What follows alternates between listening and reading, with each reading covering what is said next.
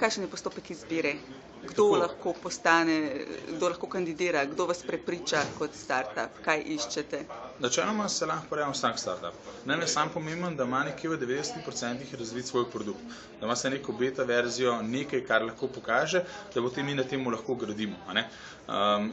Izbiranje pa tako, oni se prijavijo prek enega spletnega portala, ko se mu reče F-Success, ali pa preko naše spletne strani www.abc-accelerator.com in potem na osnovi tega imamo mi z vsemi Skype call prvo intervjuje, potem je deep dive intervju isto preko mreže in potem tistih 50 najboljših povabimo na en event, kjer imamo selection dneve, nekako traje 2 dneva, povabimo naše mentori in mentori imajo različne mize, to nekje 11 mizje za marketing, management, development in tako dalje in jih rejtajo startupe, na koncu se iz tega selekcionira 10 ali pa 8, v prvem programu jih imamo 8 in se iz tega potem naredi akceleratorski program.